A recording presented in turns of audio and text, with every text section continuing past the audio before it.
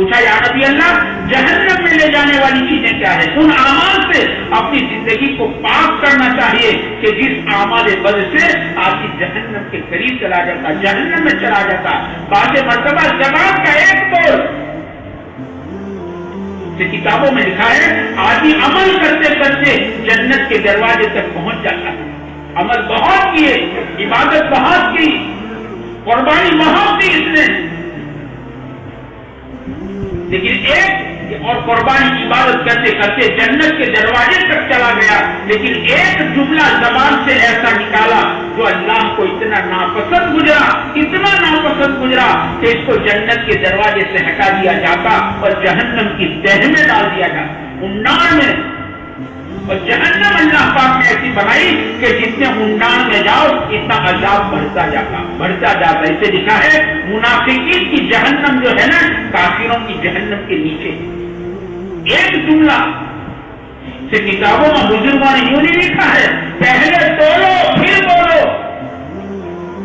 اس کو کینچی کی طرح مت چلاؤ، جو چاہے بولو جو چاہے بولو، نہ تول کر بولو، پہلے تولو پھر بولو۔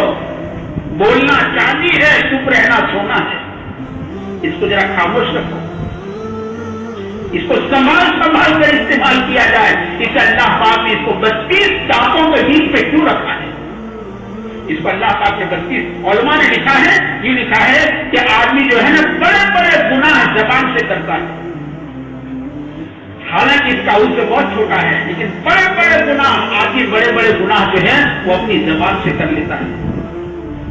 دو چیزیں، ایک زبان جہنم میں لے جانے والی چیزیں، دو زبان اور شرمگاہ۔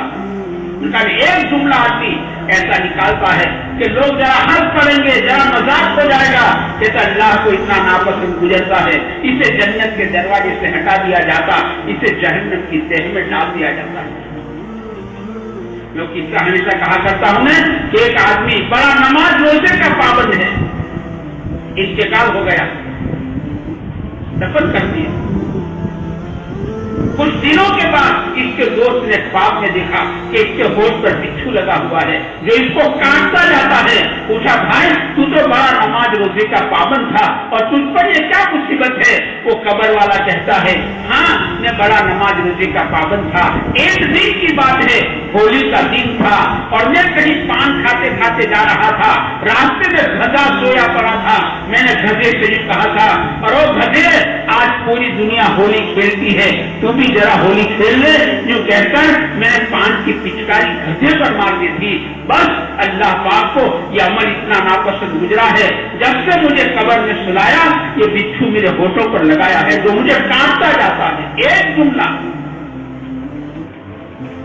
بعض روحانی بیماریاں ایسی ہوتی ہے آدمی ظاہر میں تو بہت مضبوط اور سخت نظر آتا ہے، لیکن اندر کی اس کی بیماریاں ہوتی ہیں، اندر کی روحانی بیماریاں۔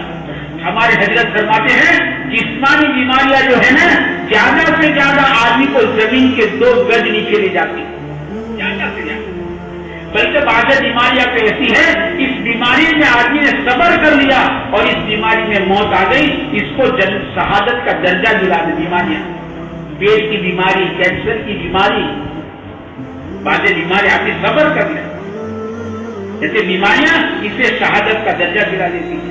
جسمانی بیماری کا تو حال یہ ہے، ہمارے حضرت فرماتے ہیں جسمانی بیماریاں زیادہ سے زیادہ آدمی کو زمین کے 2 گز نیچے لے جاتی، حضرت فرماتے ہیں، لیکن روحانی بیماریاں آدمی کو جہنم کے تہ میں لے جاتی۔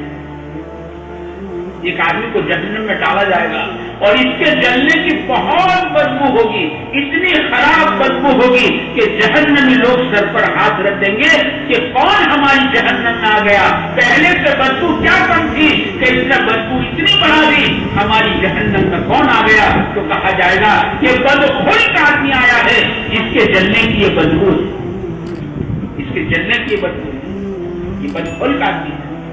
بعض اندر کی روحانی بیماری ایسی ہے جو آدمی جہنم میں، جس کو جہنم میں کھینچ جاتی ہے۔ آدمی کے اندر کبر ہے، جیسے اگر اللہ تعالیٰ جہاں تک اس کو جہنم کی بھٹی میں ڈال کر اس کو دھوتے نہیں، اللہ جنت میں داخل کرتے ہیں۔ اندر میں کبر تھا، تکبر تھا، اللہ تعالیٰ اس کو جہنم کی بھٹی میں ڈال دیتے ہیں۔ بعض روحانی بیماری ایسی ہوتی ہے. حسد میرے دوستوں، حسد آدمی کو جہنم میں لے جاتا ہے. اس سے مولانا احمد پرتاپ گڑھی فرماتے تھے نا کہ حسد کی آگ میں کیوں جل رہے ہو، کفے افسوس کیوں مل رہے ہو، خدا کی تقسیم پر کیوں ہو ناراض، جہنم کی راہ پر کیوں چل رہے ہو. حسد کا راستہ جہنم کا راستہ ہے. حسد کی بنیاد پر آدمی جہنم میں چلا جاتا ہے. ایک عورت کے بارے میں پیارے آقا سے عرض کیا گیا، یا نبی اللہ، فلاں عورت جو ہے نا رات بھر نوافل پڑھتی ہے، دن بھر روزے رکھتی ہے، نوافل نماز رات بھر پڑھتی ہے، لیکن اپنے پڑوسی کو ستاتی ہے. پیارے آقا نے فرمایا یہ عورت ڈائریکٹ جہنم میں بھیج دی جائے گی، اسے ڈائریکٹ جہنم میں جھونک دی جائے گی. بعض بیماریاں میرے دوست سے ایسی ہوتی ہے کہ اس کی عبادت دھڑی کی دھڑی رہ جاتی ہے اور یہ جہنم کے حوالے ہو جاتی ہے. اس لیے یہ چیزوں کو اللہ کرے ہم اپنی زندگیوں سے نکالیں. ایک آدمی کو قیامت کے دن بلایا جائے گا اور فیصلہ اللہ کا ہوگا، اسے جہنم میں جھونک دو. تو فرشتے عرض کریں گے، اپیل کریں گے، باری تعالیٰ اس کی نیکیوں کا دفتر بہت بھاری ہے، بہت بھاری ہے، اور گناہ کا دفتر بہت ہلکا ہے، فیصلہ جہنم کا ہے. ارشاد ہوگا کہ ہاں اس نے ایک موقع پر زبان سے ایسی بات نکالی تھی کہ مسلمانوں میں آپس میں توڑ ہو گیا تھا، مسلمانوں میں پارٹیاں پڑ گئی تھی. یہ ہمارے نزدیک بہت بڑا گناہ ہے. اپنے اغراض کے لیے، اپنے سوارتھ کے لیے، اپنے نفع کے لیے، اپنی کرسی کے لیے، کیا کسی کا میرے دوستوں کسی کا آدھا بننے کے لیے کوئی آدھا بنائے، ہم آدھا بن جائے، کسی کا آدھا بن کر مسلمانوں کو توڑ دینا، مسلمانوں کے اندر تفریق ڈال دینا، مسلمانوں کے اندر پارٹیاں ڈال دینا. کہتے قیامت کے دن بدترین آدمی، بد سے بدترین آدمی کون ہوگا؟ جس نے مسلمانوں میں توڑ ڈالا تھا، مسلمانوں کو آپس میں توڑا تھا، یہ بدترین آدمی ہے. ہمارے پیارے نبی صلی اللہ علیہ وسلم نے راتوں کو رو کر اس امت کو بنایا ہے.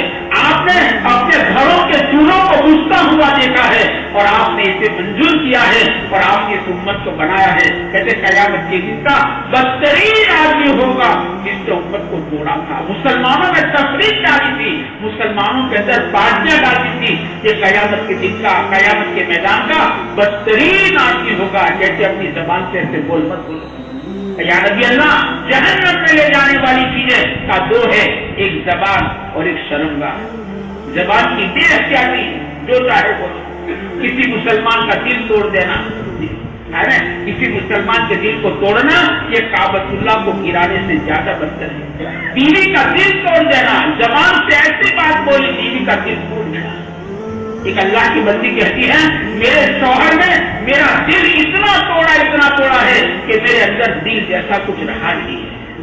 اس نے کہا کسی پرائی عورت کی تعریف اپنی بیوی کے سامنے مت کرو، بیوی کے ماں باپ کو برا مت کہو، اپنی زبان کو سنبھالو. کسی کے دل کو توڑنا، ایک جملہ بول کر میں تو چلا گیا گشت کرنے اور وہ گھر کے کونے بیٹھی بیٹھی رو رہی ہے، ایسے بولے جس سے اس کا دل ٹوٹ گیا، مسلمان کا دل ٹوٹ گیا.